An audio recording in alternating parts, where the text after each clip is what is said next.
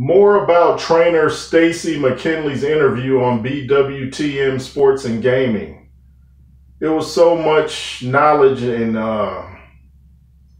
just insight on not just boxing, but heavyweight boxing. Like he said, heavyweight boxing is a whole different sport almost than just the boxing in the lower divisions, because when you're dealing with weight, it's totally different. You can really hurt somebody when you're a heavyweight.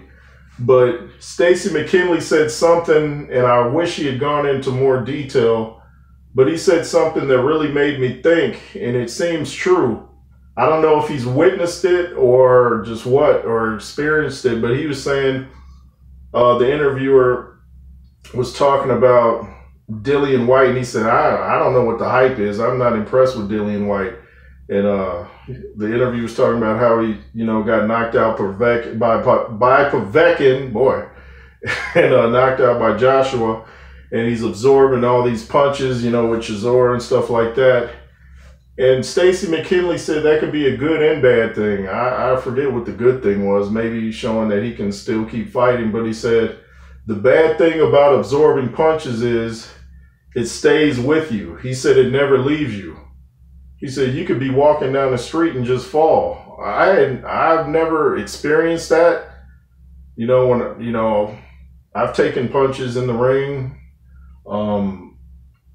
I wish he had gone into more detail, because I know when I see guys have a series of knockouts, for instance, Junior Dos Santos in the UFC used to be able to take a tremendous punch, but after those fights with Kane, he was never the same. And I saw him against, I think it was Cyril Gane.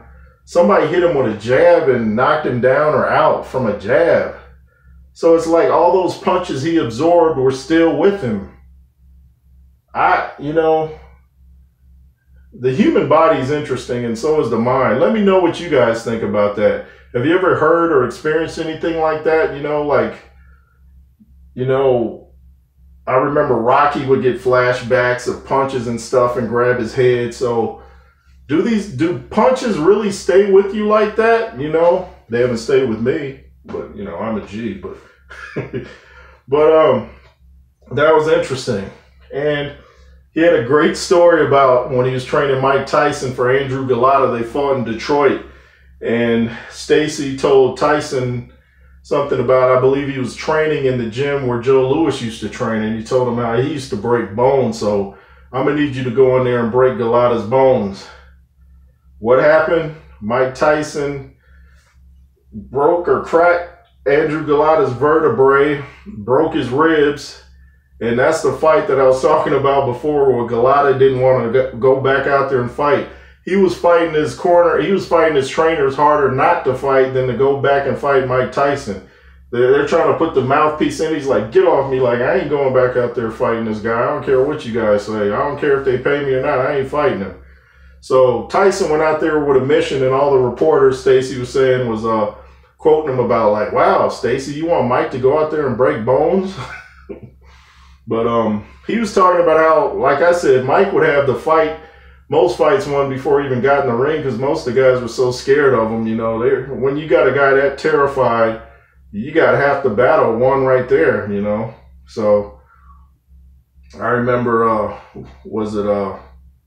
I forget his name, but I used to like how he told stories where he was talking about that Mike Tyson was in the dressing room against Spinks punching holes in the wall. And then somebody talked about they saw Spinks's pulse in his neck just throbbing. So, and you saw how quick that fight was. So Mike was the master of intimidation, I would say, in boxing. Lennox Lewis had a quiet intimidation. He could just sit there and intimidate. That's like Ivan Drago, just kind of stare at you and scare you like, what is this guy thinking? He's not talking.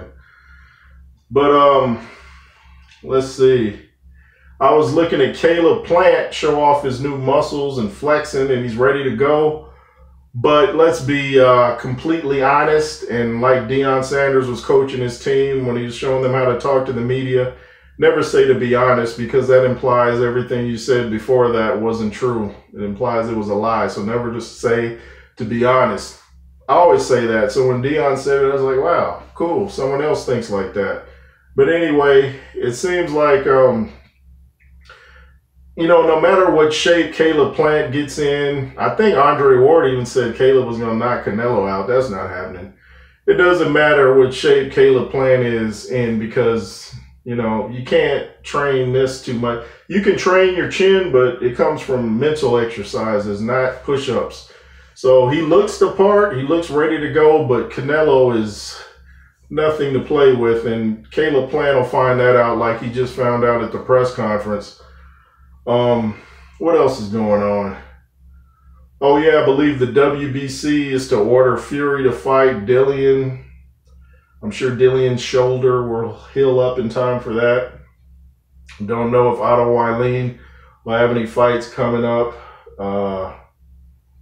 Let's see. So I covered Caleb Plant, talked about the interesting story with Stacey McKinley. I think that's it. Thank you for watching. Make sure to subscribe and be fearless as always. Yay, yay.